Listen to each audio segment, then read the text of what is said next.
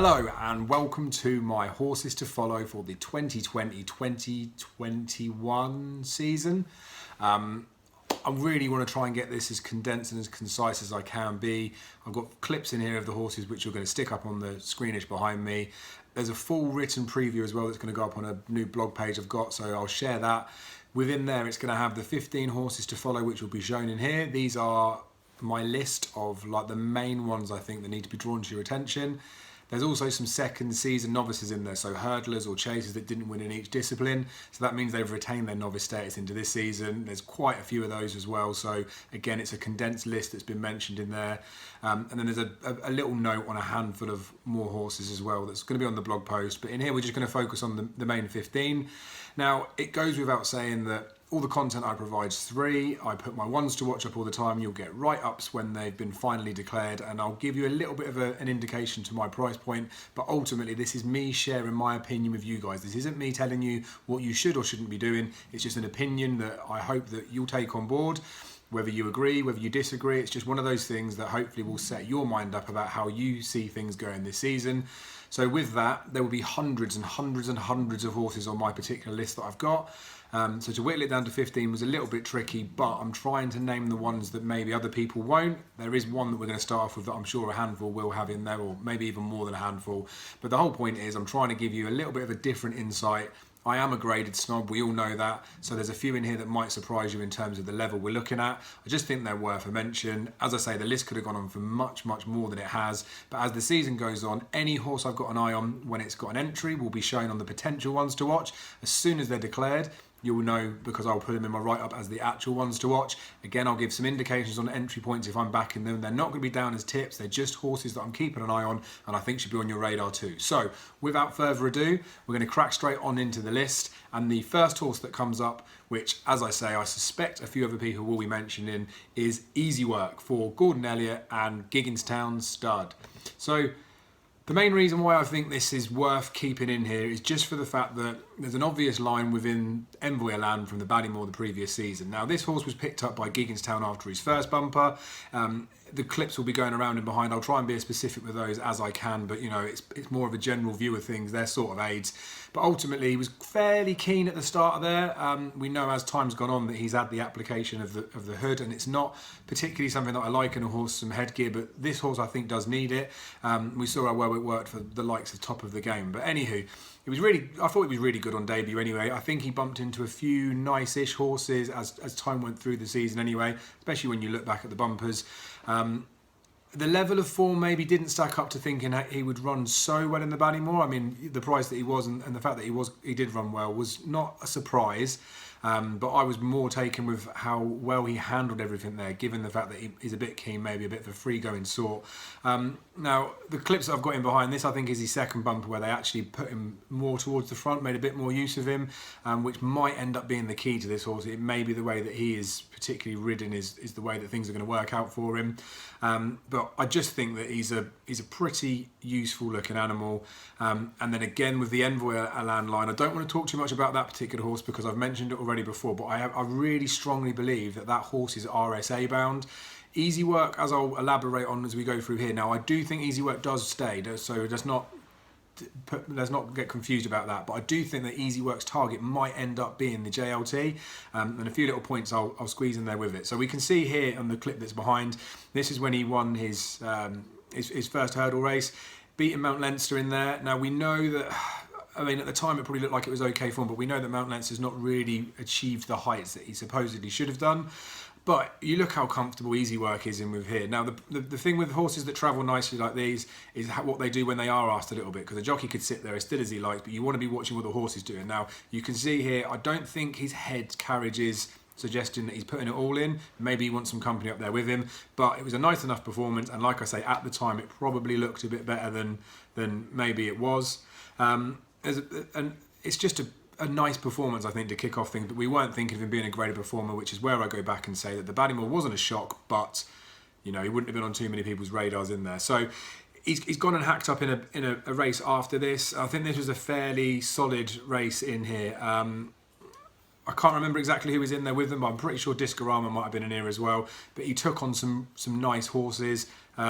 and I think it's a decent enough performance. We can see that he's stretched clear there. So where my initial worry was, he's travelling in that bumpers, and then where I said in the last race he looked like maybe he needed a little bit of company, he's gone well clear of a horse there, so that's fine. Now, he bumped into one here with Asterion Forlonge. We'll see again at the start of the race. He's not necessarily keen here, but he's probably a bit more settled. It is just the fact that he's gone the pace that Asterion Forlonge has gone in these early stages. Now, I know they're quite closely grouped in here. Mount Lentz is in here again to sort of frank the form, but you can see the way he's travelling there. Like, I wouldn't have any major worries, but there's still a little bit about him where you think, like there, the jump is a little bit like, is he thinking about what's going on around him? So we'll see him as they turn in here, so we'll have a long run in for this part. They look like they were travelling as well as each other at the start of that clip. Now, we can see how quickly Asterion Forlonge steps on forward with it, but keep an eye on Mount Lentz behind. We know he's already got that level of form with him, and you can see how those two finish up between the pair of them. Now, it was at this point that Asterion Forlonge, I was thinking, geez, I'd already fancied him a bit for the Supreme. I saw him go and do this. He did jump out to the right a bit there, but we know that Asterion Forlonge is a decent horse, so this is still decent form. We can see there it's another poor jump from Easy Work, so the headgear's on him for concentration. I suspect when he jumps a fence, that concentration will be sort of more focused again, but we'll see there. Mount Lentz is not getting any closer to him. The actual winning distance isn't as drastic as it may have been with the fact that Asterion Forlonge did run so well and did win so well. We can now see how they were in the Ballymore, and you can see him on the far side. Now, he is probably plenty keen enough here. It's worth taking a look and looking at Envoy Elan as well, because he's not exactly the most settled horse within this race at the start of it, but I just thought Easy Work, I'm going to forgive him this. He's in this list for a reason. I just feel like he was maybe up with the pace, and Envoy Elan maybe had it suited a bit better. So we're going to see him a couple out here, or a few out. He's turning in there like he looks like he's going to be winning the race. Now, the main thing to consider with this is Envoy Elan was a long way back, as we can see as they turn in, and he's hacked up in here. But think of Easy Work. Imagine you're chasing this horse in front, and as I say, he's got the headgear. I think he's a thinking horse. He's looking at the big getaway, and he's thinking, I'm going to get this horse. I'm going to catch up with him. You'll watch his head. You can physically see he looks a bit there. Who's that? Envoy Elan is just flying past him. He's thinking, balls, I ain't going to be catching that horse. And you can see he's wandering a little bit after that last flight. But he's beaten the horse in front of him that he was supposed to be beaten. He's won that little personal race that he's got there. Envoy's not really putting that far away from him here.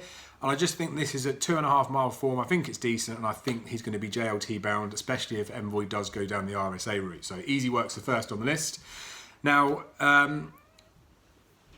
the next horse we've got to follow up in here is Fleur. It's difficult to pronounce them. I did Google them a little bit earlier, and I was going to stick them in as little notes to come up. But this is a horse that's been bought by Michael Gretsch. Now, this horse on this particular day, I put him up as a horse to watch. Had a couple of decent runs in France. Was about a 9-2 poke the night before.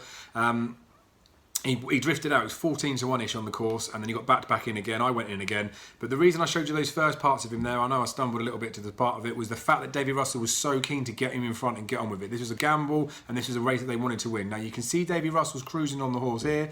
They come, the three of them together, and it's just, if you just watch it, it's just a proper ride. They really wanted this. You can tell Davy Russell, sometimes I've been a bit critical of his, that he can wait a little bit too long, or he can try and be a little bit cute on some horses, but he's obviously got down to business here, and the fact that the horse reacts is a real positive for me, and the fact that from the beginning of the race, first run for Gordon Elliott, Gordon Elliott was owning it then. They obviously wanted to go and win to get the sale, but you can see him, he's pulled away a bit. I thought it was a really nice performance, to be honest. Not saying he's going to be a top horse, but it was a nice enough debut impression, and you can see why Michael Gretsch parted with some cash. I don't know what the figure was. We'll watch him next time up, and he goes into a rated novices hurdle here, so you'll see him in the blackish silks, sort of second, fairly keenish, and this is just where he steps up into slightly better company. Now, you'll see him there in fourth. It's not particularly a finish. I'm showing you these clips thinking, wow, these are going to be horses that will be amazing, but just thought there was a quiet enough go about with this horse. I think he stayed on okay-ish. I think he's got an opening mark of 141. So I think he probably is about a 140s-ish horse. Maybe he could be a little bit high, but this was over 3 miles. This race that they ran him in here was probably too much for him, but that might be the way they're going to go further down the line. I just think they might try and look for a mark with him and try and get a handicap win with him, and I think that he could be potentially over fences, a half decent handicap plot for us to keep an eye on. So Fleur's in there is the second. Third one we'll look at here is Your Darling. So again, I know I said I wanted to keep away from what other people we're mentioning. This should be on plenty of people's lists. Now the clip we're watching here, we've got Fleur and we've got Your Darling and we've got Flinter Sacre in there. You can see how keen the pair of them are. They're both going. Sign of a good horse. One other horse I'll give a little bit of a mention to in here. I can't remember its name. It's the horse in the yellow and the red right at the back. Now it's owned and trained by the same guy. You can see that horse to the right of Flinter Sacre here. It stayed on quite nice. It was a massive price, and I think that might have a potential to do some stuff in the future. But that's not what we're talking about. It's Your Darling here. Now, Flinter Sacre is still a bit keen and green here, but Your Darling is not exactly the finished article. We can clearly see that. Staying on nicely here, but it did look like Barry Geraghty's finally got Flinter Sacre close enough that Flinter Sacre was going to go and win this. When unfortunately, Barry didn't realise the sort of horse that Your Darling is. I don't think any of us probably would have done. And as soon as Your Darling here starts getting ridden, again, you still think the Flinter Sacre is going to get to him, but Your Darling doesn't stop. Your Darling, once he gets asked, does kick on. There's been comments from Henrietta Knight about this horse, comparisons to Best Mate, bits and pieces like that. I mean, that's an obvious thing that's going to come out when she's banded about talking about horses. But this is a nice performance, and Flinter Sacre obviously backed it up after.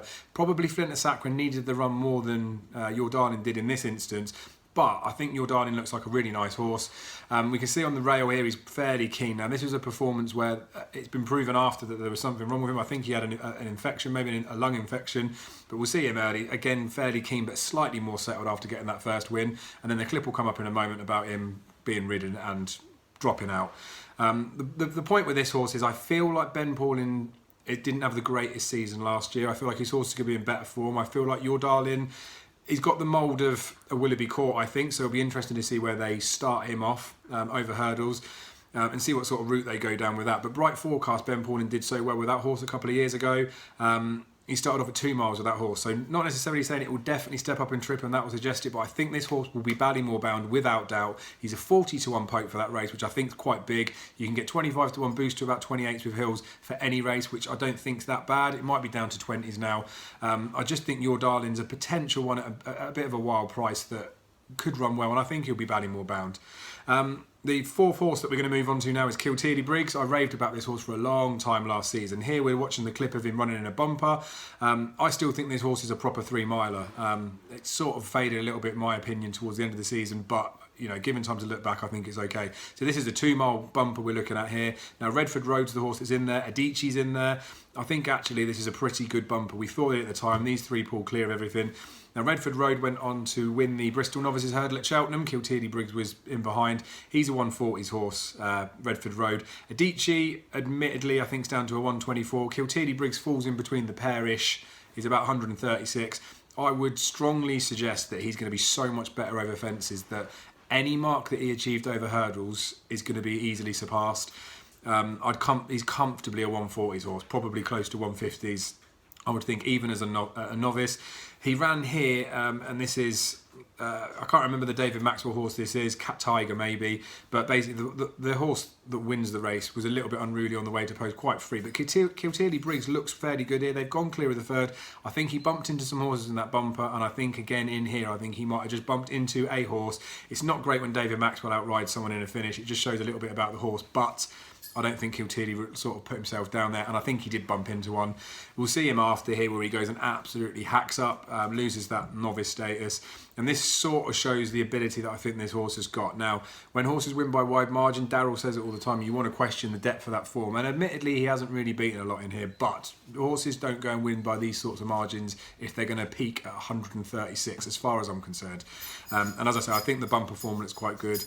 And I think he bumped into a horse that the last day or the last clip that we looked. But he's a nice enough prospect for over hurdles, which is why I followed him last season. He will be much, much better over fences. Now, he's a big old boy. There's clips on Twitter that have come out that he actually suffered with a bit of a bout of colic, and he was in with AP McCoy's training facilities over the summer. So they're all not positives about the colic, but positives that the way that he's come out of it now. He looks a fairly strong horse. He might take a bit of time this season to go through with it. Now here, we're watching him when he runs at Cheltenham. This is where I was sort of thinking, I think this horse is a proper, obviously, stayer. I've said that. And then it's just in performances like this where he was out in front and he's running nicely. You just think maybe he's probably been a bit outclassed here.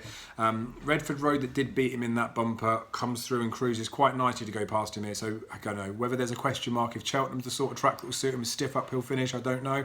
Maybe he's soft in the finish. I don't know. But he isn't the finished article. He probably...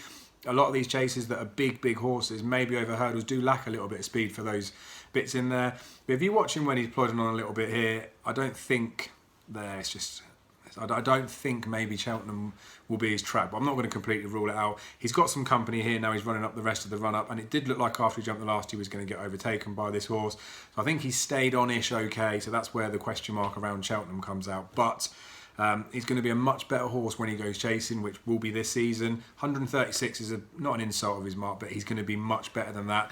I suspect they'll just go for novice chases rather than the handicap novices, but I do think he's a horse that's going to be going quite nicely. Now, another race where you can see that he's pulled clear, and again, it's another race where I'm going to be talking about potentially bumping into one. You can see here that the wide margins between the horses that they're finishing in behind just confirmed to me that although he's getting his head beaten by like the Cat Tiger, I think it was that horse before, and then bits like this where he's not really showing as much potential as I would be sort of reckoning on with. I just think he's bumped into a few horses, but I do still think his attitude looks okay. I think he's just going to be so much better over fences. We'll see after they jump this here. It's difficult to split the pair with what's going to happen between the two of these, but you can see that Adrian Heskin gets a good tune out of him. He rides, he's tenacious, he keeps going on with it, and this is where I'm saying I actually do think, you know what, he's going to be better the further that he goes, maybe off a slightly slower pace. But we can see him, a small clip in here right at the top corner. This is in the Albert Bartlett where he's being sort of pulled up. Now I don't know, the pace of this maybe's ruined him. They've probably given him a little bit of a time of a race, but he had a fairly busy season. You've seen the amount of clips that I've crammed in here just for the sake of it. Yeah, and he's going to be a project for fences. But the long and the short of it is 136 for his official mark. He will be better than that this season. Definitely one to keep an eye on for fences. Now we're going to look at Lieutenant Rocco, or Lieutenant Rocco, for Colin Tizard here. The big white face in front. And the point of showing this first part of the clip is just a fairly keenish, freshish, big horse to start off with. Now, he sort of burst on the scene, which was here at Chepstow, I think is his first win. He sort of burst on the scene a little bit because it was a wide margin victory, and then he goes and does the same after. So he earned his spot at Cheltenham. Now, he's only a 5-year-old, going to be 6 for next season. I just think that it was a big jump up in class to go to Cheltenham. The experience would have stood him in good stead, but I just think he's a really nice horse. I think he's a big horse. I think he's going to jump well. That was his first try at 3 miles as well in the Albert Bartlett. I just think that's probably where he's going to end up as a sort of staying chaser. Now, Paul Nicholls did have him at some point. I don't know what happened there with the owners, whether they've decided to move him for preferential treatment or what it is, but that's something that's in there, especially considering how well he's won after. You wouldn't think Paul would want to let a horse go, but maybe he's just a horse that no one expected to do these sorts of things. Now, got a mark of 139 for these exploits over hurdles, which I think, again, he should be able to comfortably surpass now he's chasing. He's got a nice family about him as well. His dam was an unraced full sister to First Lieutenant, so that's where the Lieutenant Rocco part comes in. And he was a pretty nice sort of middle distance hurdler. He picked up the Ballymore, and then he thrived the next couple of seasons at the festival. I think he came second, but he was better when he went over fences. I know he won the Ballymore, but RSA I think he was second, and Ryanair is second. He won the Aintree Bowl as well. I think this horse looks like he's above average. We're seeing a clip of him again here. You can see how keen he is this day, but you'll watch how far he goes and wins by again. It's one of them. He will stay the 3 miles, there's no doubt about that. I think he might shine-ish, maybe on a flatter track. Cheltenham was tough for a horse like that to go to, but I think he's a proper horse. Could do okay at the middle distance. That's where the First Lieutenant side of it comes into it. I think he's a nice horse. And given the fact that he had that run at Chepstow, and then he's had, I think that would have been Coral Welsh National Day, and then he's had this run here, and then they've taken him to Cheltenham. There might have been other races after Cheltenham that they could have gone for, given what happened. Obviously, probably good they ran him there, but just think that, I think he's probably going to be a nice prospect over fences. The distance thing's still a bit untoward, but 139 again, I just think he'll be much better than that mark. And I think a few might have forgotten about him after what he did in the Albert Bartlett. You can see there he's fairly settled, to be honest. And the key thing to remember about this one is that Monkfish is to the side of him. Monkfish wins the race. Between the two of them, you wouldn't say that any one of them was more unsettled than the other. I mean, Lieutenant Rocco's a little bit funny with his head there. I don't know whether it's the occasion or what it is. he's entitled to be a little bit nervous for the fact of being there for the first time round. So be interesting to see what happens with him. You can see him on the rails here, and this is when he's out of the race essentially. We can see Cheltmental Briggs is in there as well, and Lieutenant Rocco went before him, to be fair. But I just think this is a nice horse, probably too much too soon for him to go in the Albert Bartlett. We'll see where he goes next season. Could be sort of JLT-ish, could be sort of maybe an RSA prospect. Depends how he's going to fit in with some of the other Colin Tizard horses. But I do just think this horse is much better than his mark of 139, and another one that's got to be worth keeping on the radar, given the fact that maybe a few people might have forgotten about him because of what happened here in this Albert Bartlett. Now we're going to move on to a David Pipe horse, Eden de Who. Now the point of this start, I should have shown a bit more of it. They started to let him go and they didn't go anywhere. And we'll see Eden de Who here, head down, head up, fairly keen, didn't really want to be going out. Pretty much had to make the run in. It's probably fair to say that last season was a bit of a write-off for this horse. He won the nice Class 1 bumper, listed bumper at Ascot. Looked like he was going to be the next best thing. Lots of people had him on their watch lists. And he probably would have been better if he didn't lose his maiden status last year, to be honest. And we'll see in the manner of victory that he does go and win that. This is the same race here. And again, like we've done with the Cheltmental Briggs, they've pulled clear of other horses. I think this is IK Brunel here that goes and beats him. So it's a decent horse. We know that anyway. Now, the thing with Eden de Who is he sort of gets better as the season goes on. We'll come on to that with the clips that are in behind. But, you know, he had a wind up. He was sported a tongue tie at some point last season, so it would suggest there's some sort of breathing issues. This instance here, I mean, I did expect him to go and win up on debut. Again, he's been beaten by a nice enough horse. They've gone a bit clear. It's just the fact that he's ended his season on a mark of 131, and we'll see in the clips as we go towards it. Towards the end of the season, things start to drop a little bit. Now, David Pipe does seem to do well with handicap. He plots, seems to do well with these types of horses. We'll see him here when he runs at Cheltenham, and he was, I mean, the start point there, the small clip, was the fact that he was held further back. That might be better suited, or they thought that was better suited to him. You can see he's clearly outpaced and outclassed in this particular race. But if he's got the windish issue, maybe this is about the time that it's kicking off. I don't really know. But he does seem to stay-ish okay with the horses that are around him. He's just well outclassed here. This is Hanging There that goes and wins in front and pacifies well with him there. I would have thought he would be able to get close to those. We'll see here now that he does go off in front. It bumps into another nice enough horse here, and we'll see as the clips go on a little bit further that he was probably a bit fortunate to win this day. So you can see him hanging a little bit into the horse here. This is where I'm saying that he might have done himself a favour not losing that maiden status, because he could have been a novice for another season, but he is already 6, he's going to be 7 for next year. It's about time he went over fences anyway. See them wandering over the 2. He's a much better jump there than the horse, his main rival. You can see he's going to length up on him easy, and then watch as they finish here. He only just gets this victory. That's how close he was to retaining his novice status. But again, I think they needed to be going over fences. This is a handicap we've got in here, and we can see him pull. He's like not mid-division, but he's off the back of the leaders, and you can see he's sort of pulling himself towards the front, and he jumps quite nicely to get himself right into contention there. Again, it's just showing that maybe they think they want to have the horse settled back a little bit. Here he wants to go, and it also makes you question whether this was supposed to be the day for him. Now, this is a long run-in coming in here, but you need to watch him. He's on the... it's difficult to point where he's going to be, but he's at the back-ish of the screen, top in the middle, where he's being a little crack down the neck. There's got to be 2, 4, 6, 7 horses in front of him. He's jumping now. Watch how well he stays on in this particular race, and this is where I'm maybe reading too much into it, but I don't think this was supposed to be the day. But you watch him, he's a real eye-catching staying on horse. Now, the winner clearly is well ahead of his mark. I can't remember exactly who the horse was that won this race this day, but irrelevant. They've obviously gone and won in their manner. But you can see here the way that Eden de Who finishes, the fact that he almost grabs himself up right with the prelims. If you take this horse out of the race, he gets himself right up there with the rest of the contenders, is basically what I'm trying to say. It was a decent effort, and it was eye-catching enough to make me think maybe he's interesting for the race that he runs in at the end of the season, which McFabulous goes and wins. So we'll watch him here. You can see him on the rail on the inside, and he's got the application of cheek pieces. This is where you're thinking Mr. Pipes decided that today's the day they're going to push the button and they're going to give him a good crack of it. Unfortunately, McFabulous was in here. McFabulous was really, really well supported and was going to prove a difficult one to beat. But he looks like he's fairly well settled in here.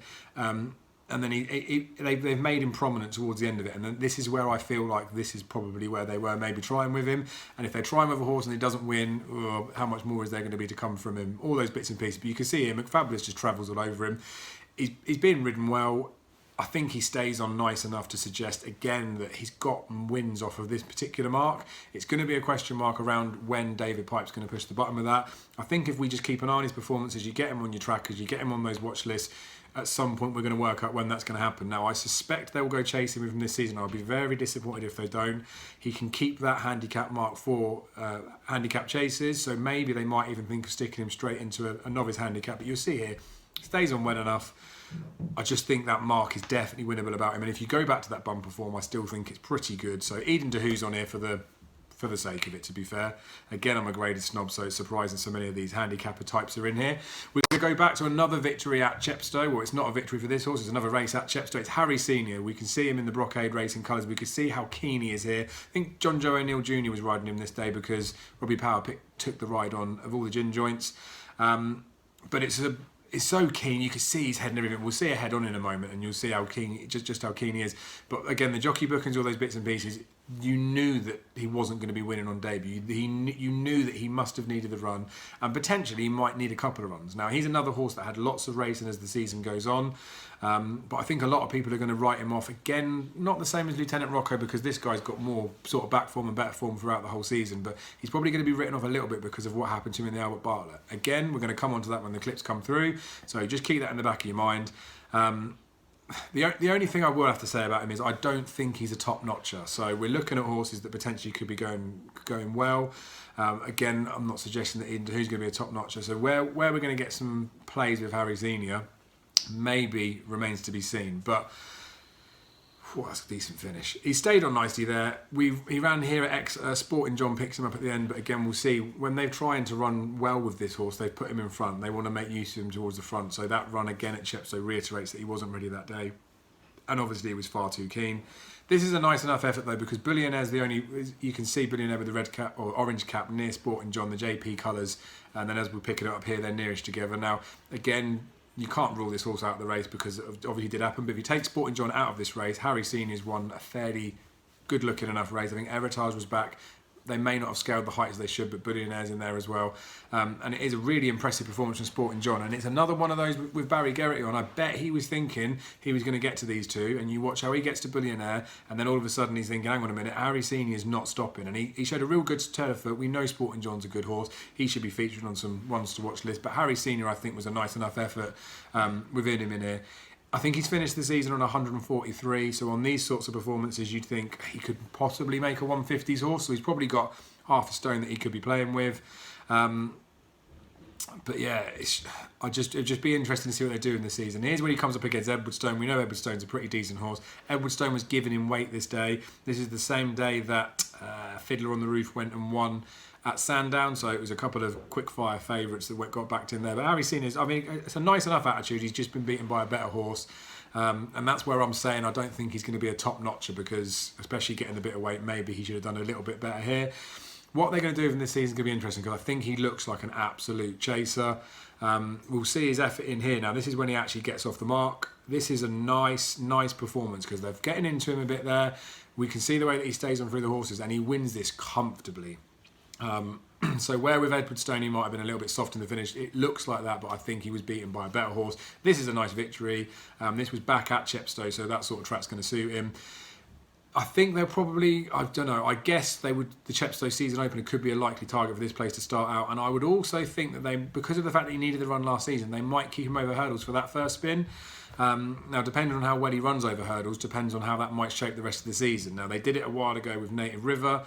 He came second in a decent hurdle race. They almost thought about keeping him over hurdles for the Stairs hurdle. He went into running the Gold Cup and ran well there. But anyway, we'll see where this horse is going to go. But this is the race at Cheltenham where this was his peak for the season as far as I'm concerned. King Roland's just cruising on the inside. How far does King Roland win? Looking at it now. But Harry Senior, I mean, it's a great ride from Power. I think that's probably the difference between the two when they jump the last. But Harry Senior's all on his own over there. He's got no company. He's got nothing to be doing. This is all just the horse. Now, King Roland didn't show what he should have done, I don't think. He should have been the winner, but hey-ho, he wasn't. And the fact is, Harry Senior, like that, I think it's a better ride. He gets asking after Harry Senior sooner than King Roland's jockey did. But he does go through and win this quite comfortably. And I think at this point, I'm thinking, do you know what? This is probably when he's peaked in the season. It's a nice performance, and now I'm starting to think maybe I'm being a bit harsh thinking he's not going to be a top notcher. I mean, I still don't think he will be, but you know, I think this is a very good performance, and it looked it at the time. Now he goes off into the Albert Bartlett. We can see him on the rail inside here, and And again, he's like sort of keenish enough, isn't he? I feel like he'd be better if he went up at the front. But then he's at Cheltenham, it's the Albert Bartlett. He's probably just excited. Now, the clip that we're going to pick up here, I actually slow it down a little bit. I think it was after it was the 5th flight or 5 out. It wasn't that far into the race, but we'll watch him steady into it. He makes a howler of a mistake. Race ending. Now it's an aerial view that's going to come in here. We can see him jumping. He's just jumped outside the wings there, flattens the hurdle, and then we'll see the front on here where his legs go a little bit, but he's down basically on his nose. We only get to see his back legs, the part of it there, but that is a race ending mistake. So regardless of the fact that he wasn't involved in the finish in that Albert Bartlett, I still would suggest that this horse, we don't know where he would have finished, but I do suggest that this horse, his race was over from that jump, and maybe what people like me are thinking he's not a top notch, and maybe we're not giving him enough respect because he did take his time through the season. But anyway, I think it'll be interesting to see what they do at the start of the season. Again, whether they keep him over hurdles or go over fences. Now, Willie Mullins' first horse is going to go in here. Tactical move, be a bit of a weird one because he's had 2 bumpers. Lost the first one, which we're seeing here, which is a couple of seasons ago. And then he wins his one after, and it was an okay-ish performance, the one that he wins after. I do think there's another horse in that race that's worth keeping an eye on, but it's just a clip for the sake of a clip, really. But his dam's a half-sister to Denman. Boom. Decent performance in there. He was a runner-up in his point behind Eden de Hoove. Look at these literal form lines coming in from these horses to follow. But that's not the main reason we're going in there. I thought both deep bumper performances were okay. Like, here's a decent enough effort. It's another one where he's bumped into a horse that goes and wins it. It's going to ruin me now because I forget the name of the Gordon Elliott one that wins that. But it was a nice enough horse that won the race anyway. And then we'll see here in the bumper that he actually goes and wins. He wins it in pretty nice style as far as I'm concerned. He'll be hurdling this season, I would suspect. He's obviously had lightly raced, so there must be, probably is some sort of issue about him. But we'll see in all his races, happy to be settled back. And the fact that he's happy to be settled back is a thing that I like about these horses. I don't want these ones that are keen or have to be held up or all those bits and pieces. So yeah, I think staying novice hurdles are going to be the one for him, and I think there's quite a good programme in Ireland for those types of horses. You tend to get the better horses running at 2 mile or 2 mile and a half. Albert Bartlett's a much later after 4. But you get Vitelois was a horse for Willie Mullins last year that went and picked up a few of those sort of races. I think staying novice hurdles, just be cautious of the fact that he's got clearly something wrong with him, but I think he's a nice enough prospect to add to your watch list if he does start lining up in races. And again, that sort of scheme over in Ireland for the stay and novice hurdles I think is good. So we're going to pick up Enrillo here. This is when he was odds-on favourite to go and win at Wincanton, I think. You can see that Harry Cobden's having to ride him to keep him up to working there. Now, this is something about this horse where we'll see it through here. I'm going to put it down to Green Nurse. It could just be that he's a little bit lazy, but he had to do things, well, he had to work to win this race.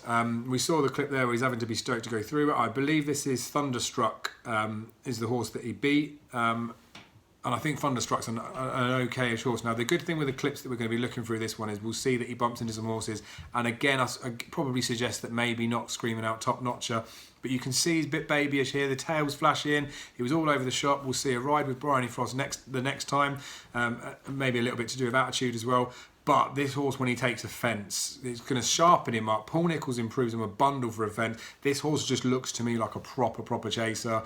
I think he looks scopy as well. I just think when he goes over fences, he's going to be so much better, and he may drop down as a bit of an underthought. Now, he wins a race, which we're going to see in a few starts, or a couple of starts, that I play down quite a bit in terms of levels of it. But hey-ho, for the purpose that he's in here, I'm going to have to be positive about that particular race. Now, here we'll see Bryony Frost on.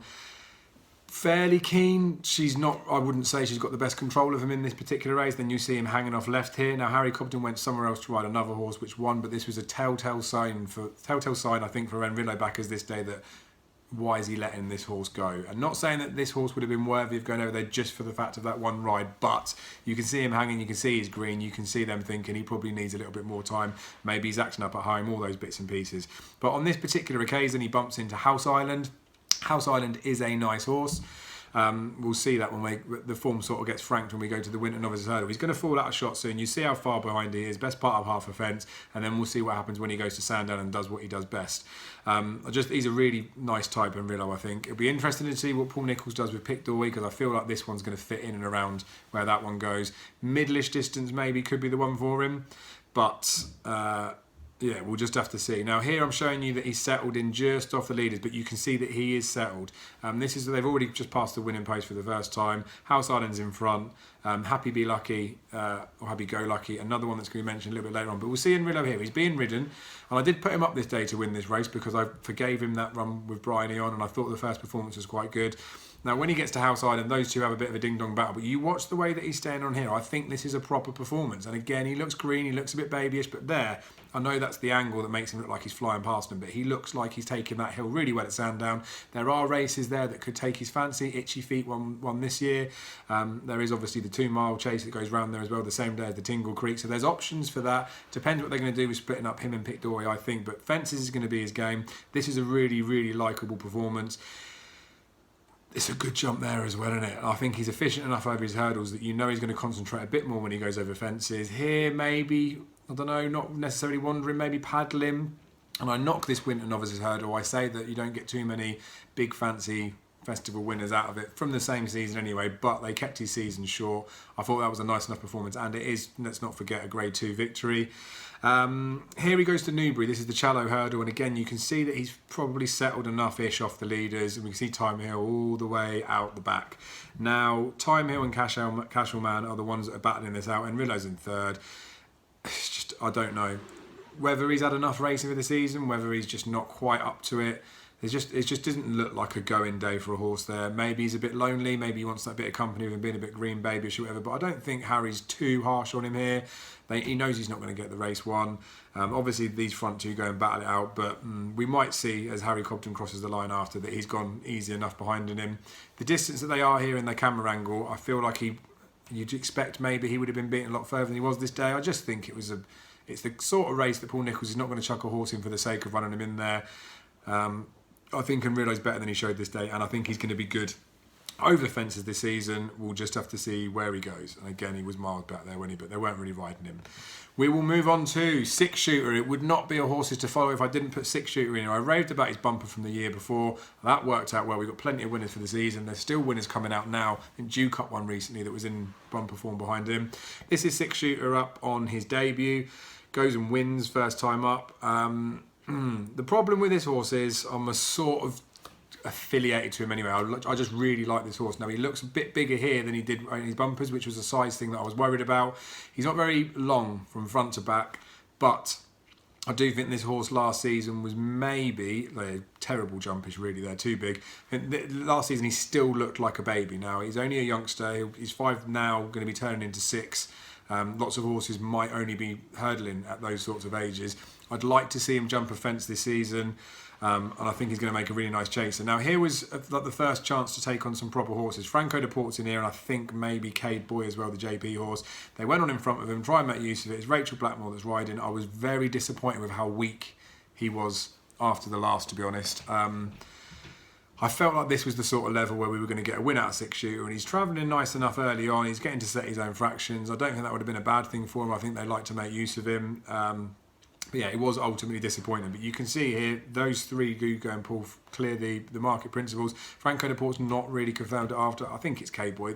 The ones in behind haven't, or the ones that he's up against here, haven't really confirmed it. That was a nice enough jump going in there, but you could see that he reached a bit, so I think, I don't know, maybe is he a bit tired? So distance with him is going to be an interesting one. But I do just think all these things that I'm suggesting in here, I just think he's better than 135, and I think he's going to be better when he goes chasing. Now you can see the size of him compared to those other horses there. He's still got some more growing in him. That's an absolute shocker at the last again. So maybe under pressure something's going to happen to him. Maybe at some point he's going to need an application of headgear. But again there, you see how he's petering off a bit. I would have rather seen him be a bit more resilient in there. But I still, from that bumper form, I still think it's rock solid, and I still think this was an okay-ish performance. Here he goes in against Andy Dufresne. This is when Latest Exhibition's in there as well, and I suggested that back the pair against Andy Dufresne. I thought they were opposable. Six Shooter for me here just isn't going a yard at any point. Now, it's easy to say that now that I know that he doesn't run very well, but they made the use of him with the pace before. Maybe he's sulking being in behind, I don't know. I just don't think he looks a particularly comfortable horse. At the time, I thought, this is Navan. He doesn't like Navan. I'm looking at this clip thinking he's going left-handed. Maybe he doesn't like going left-handed. But I don't know. It was a bit of a performance there that at the time I was just massively, massively underwhelmed. Again, we'll see here the whole 4 are fairly closely matched. when the going gets good, like I say, Andy Dufresne's a proper horse. Latest exhibition we know is a proper horse. So in theory, not being able to get to those two horses and this horse only be 135, you'd say he's a stone behind him. That's about where he should be. I just don't think he really went so much this day. Again, I was glimmers of me thinking that it was the track, but we'll see in the next clip or a later clip that he runs fine at the track. And just look at him there. I just don't think he's on a going day, to be honest. And that's obviously a bit of a worry if you get a horse that sods it out a little bit. I just don't think that last season he was at his best. Like I say, the headgear thing is potential that's going to have to come into the equation, I do think. Again, I don't really like the application of it. I don't know whether there's a wind issue or there's some sort of nigglish about him, but yeah, I just think there's more to come from this horse anyway. Now when he runs at Navan, he was a 9-1 poke this day. I thought, I just said that I don't think he likes it in Navan, but do you know what? I still like this horse. This looked like it was a race where I thought he could go quite nicely in. We'll see him turning in there, the big white face. I'm actually looking at this thinking, hang on a minute, he just bumped into some horses the last day. He's actually cruising here, and I'm thinking here I've won. You see there, the head goes up, the horse is full of running. Maybe this is a going day, whatever happened previously, I don't know. But I'm looking at this, and I'm looking for dangers in that, and I cannot see how this horse is beat now.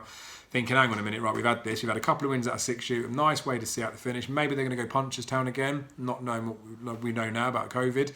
But I thought maybe Punchestown, that's where he won his bumper. Maybe they're getting him to peak at the right time. Really good performance this. The jump's okay, but I'm thinking I still can't see him getting beat. Hang on a minute, there's a horse on his inside. Oh, he's going to have to rally a little bit here. Then a horse that we're going to be mentioned about in the next bit, Francin, cruises past him, and I'm a bit taken back. And at the time, I think I just turned off the race and thought bollocks. But the reality is, this was a masterclass of a ride from Paul Townend, and 6 shoot is second best there. So again, I just think his mark of 135 is doable. I think he's going to be a nice horse for next year. So Francin that we saw win there, we can see running on the rail here. Now he had I think it was basically 700-day layoff before he made this appearance. So they've obviously had issues with him. He does go and get beat in this race. I'm just trying to watch it now, watch him going up on the rail. They have to bypass that hurdle there. But yeah, it looks like a nice enough performance for me. And you start to look at him and just think, probably with that massive layoff, he maybe just needed the run. When they're in a blanket finish like that, I'm a bit dubious about how good they can all be. But it was a nice enough performance for him. This race here is Latzi. Latzi's on the inside of him now. Latzi's a horse I talked about quite a lot last season. Again, not world beater, but nice enough performance. You can see here that Francin's travelling around about the same position as him. This is the reason why I've picked up the clip where I have picked it up. This was disappointing, to be honest. And again, after the layoff, we talk about the bounce. I say people talk about the bounce. I'm not hugely into it. It doesn't really particularly put me off. But you look at his performance here, he's not really showing a hell of a lot. And ultimately, you'd have to be a bit disappointed with it. But again, if we look at it as we know now, he had a massive layoff before that. They're probably minding him a little bit in, knowing that he's beaten. He was travelling as well as Latzi, the horse that goes on and wins it, and then just found absolutely nothing. I doubt that he's this far behind a horse like Latzi, given what he goes on and does after. And the form starts to crank up after this. So you can see he's well back, he's beaten, it's irrelevant. Now, in this race, I believe it's Cobbler's Way that he beats, but you can see that he's right up there-ish on the pace, in third, being ridden before the other ones are, but he stays in nicely. Now,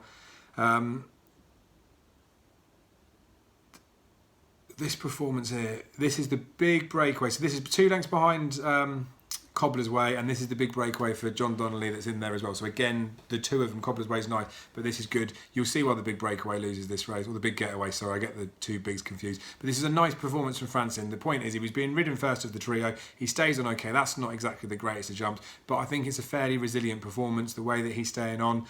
There is another one that comes in, Sempo, which is Joseph O'Brien's horse from the bumper form, but you see there, he gets up a second. He goes past the big getaway, big breakaway, big getaway, whichever one it is. The Baddingmore third, I think it's a nice enough performance there. Then he goes and wins his race. He gets dropped back to 2 miles, and this is where he beats the Veryman. Now, the Veryman fell in a hurdle, another horse that I was just talking about quite a lot last season that I think is better than, an average horse. And this is a nice performance here, because you just look, he's absolutely travelling all over the second, and then he goes and wins nicely. Now, this was back at 2 miles.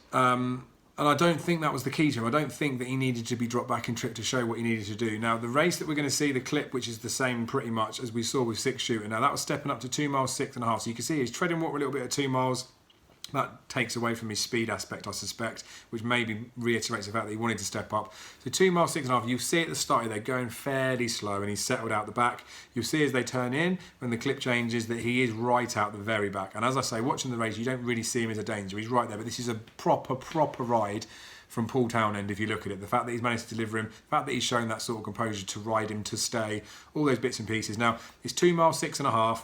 I think they went a slow pace. It wouldn't have taken that much getting, I don't think. But he's gone and won the race and he stayed on nicely. Now, he was actually given £8 to Six Shooter that day.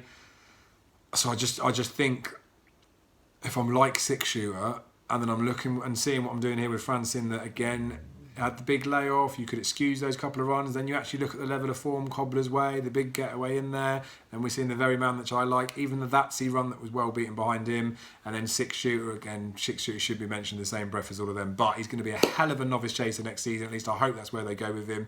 He needs some stamina. I think potentially wild card for a national hunt chase. But if they kept him another season over hurdles, that wouldn't surprise me, because I think he could be progressive next term, whatever he does, to be honest.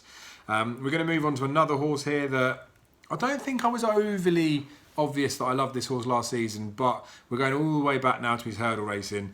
It's Danny Whizbang. We see him on the right-hand side. Just look at the size of this horse. He's a proper staying chaser all day long, and I'm going to talk about where I think that he should be pitched now. This is a really, really nice performance over hurdles for a big old horse to be plodding around in the ground.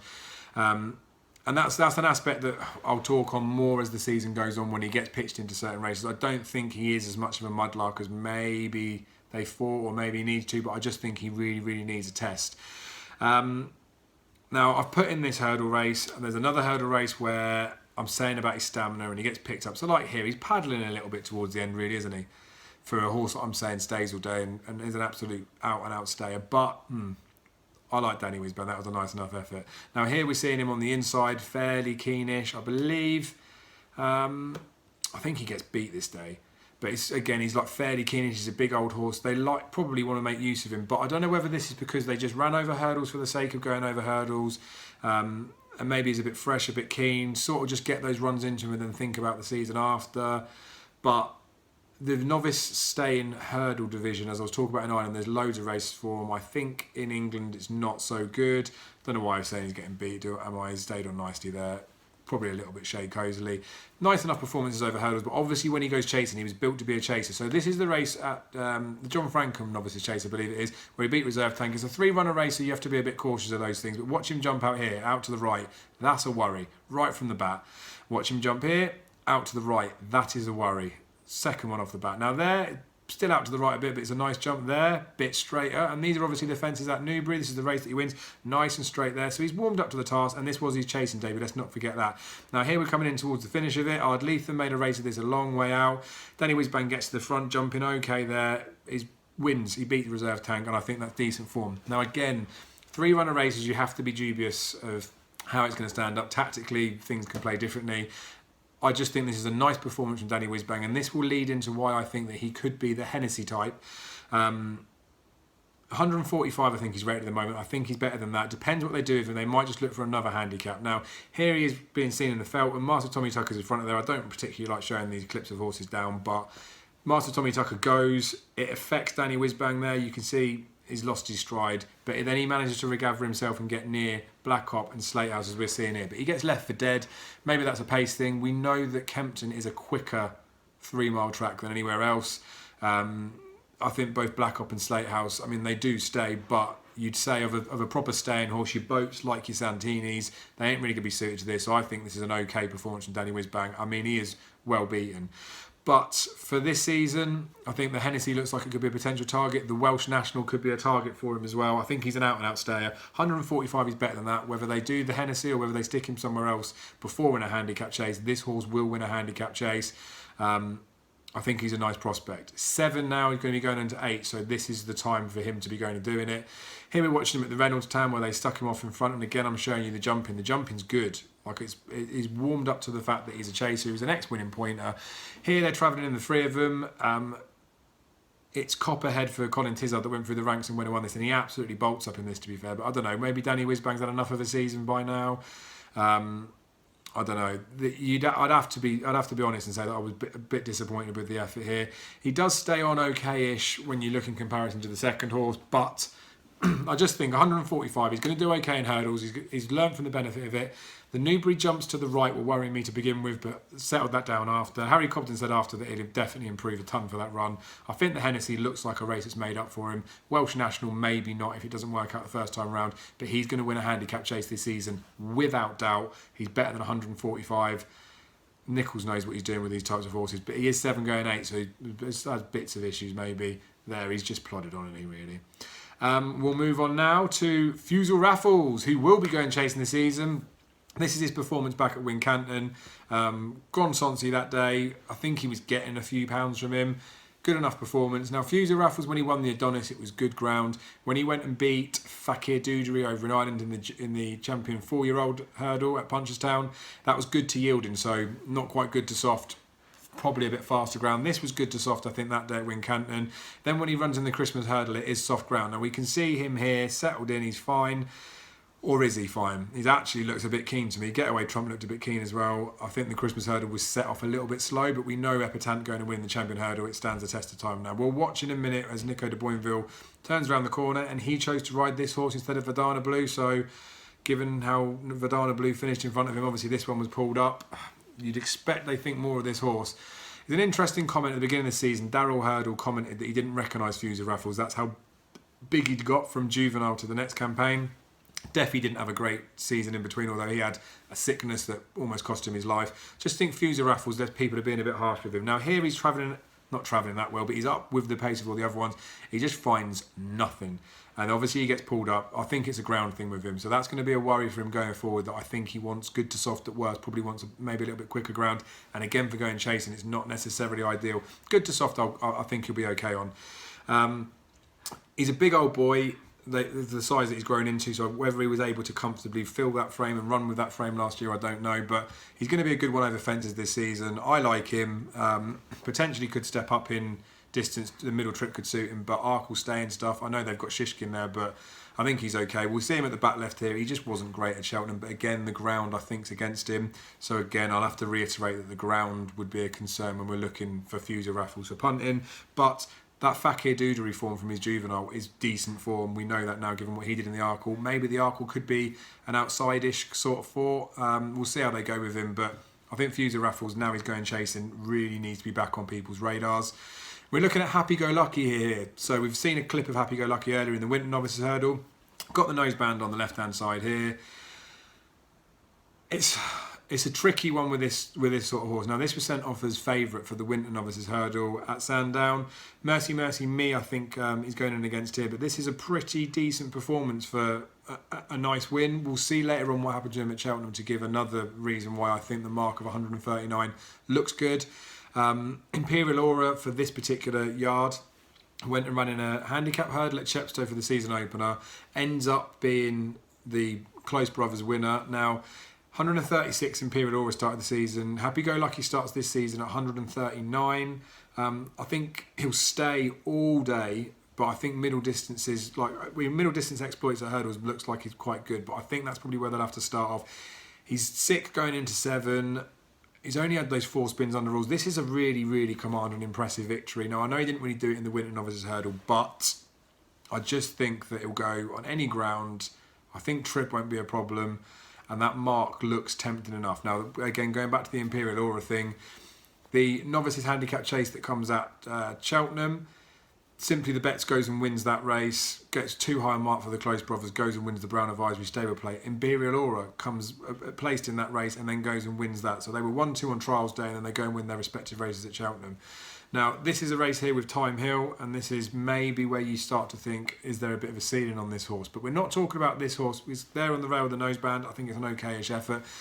We're not talking about this horse being a Grade 1 winner at the end of the season. So we're not saying this horse is going to be a 160s horse by the end of the season, where I would suspect that Time Hill would be. But when you think this horse is 139 and it's running in this sort of company, a horse that's run so well in an Albert Bartlett after already got the form at Cheltenham in Time Hill, you'd suggest, I think you'd agree, that this horse isn't a stone and a half behind Time Hill, whereas his rating would probably suggest that.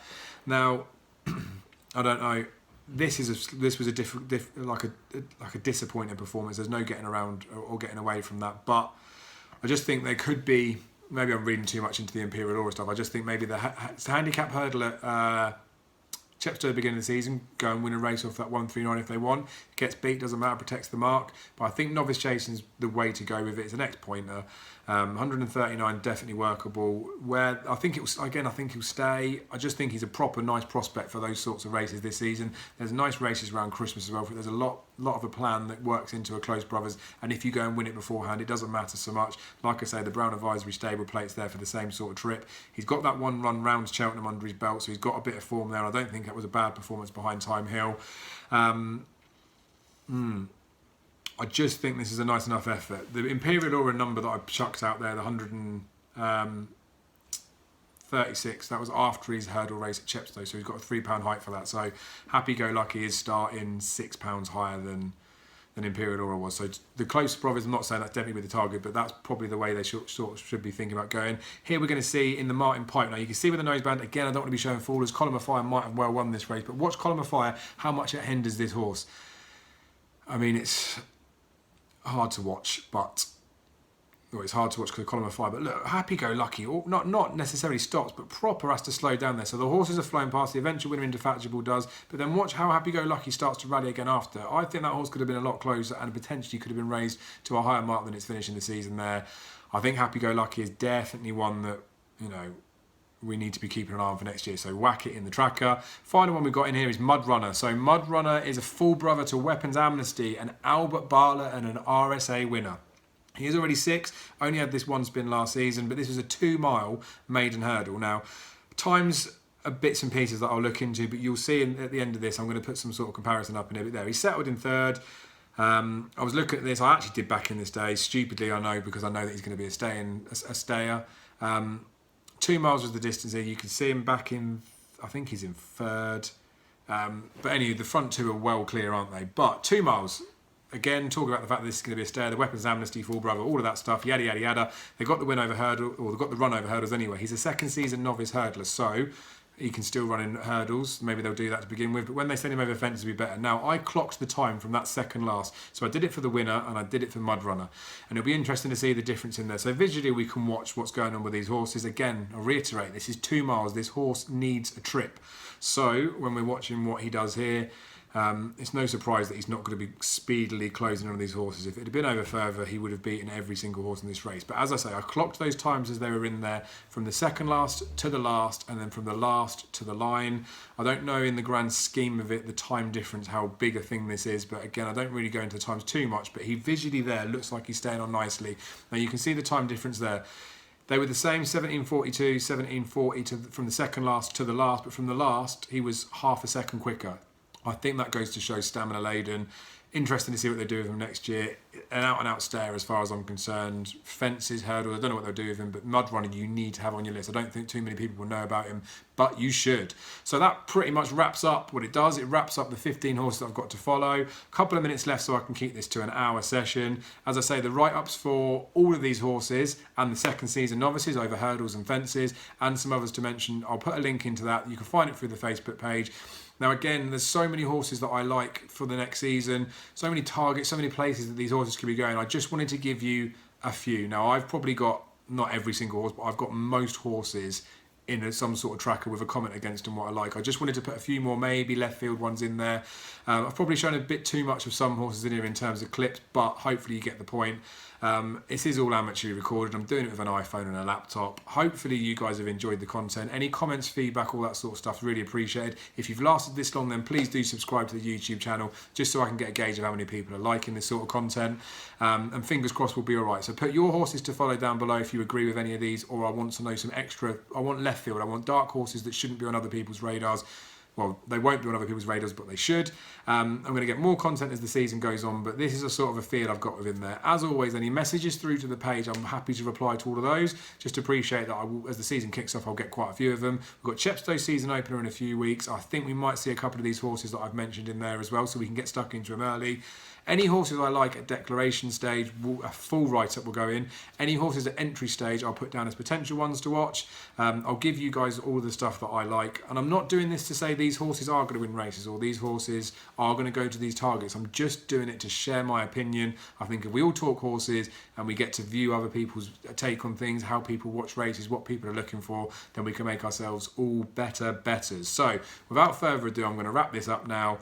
Again, thank you for watching. Thank you for your guys' support. The National Hunt season is upon us. It's ever closer, and I honestly can't wait for it. So speak to you in the next video. And again, like I said, the page is always open for messages. Your comments in the stuff below on here and the comments below on the Facebook stuff, really appreciated. There's some giveaway coming up as well. There'll be some more going out through the season. So yeah, just keep watching, and again, appreciate the support.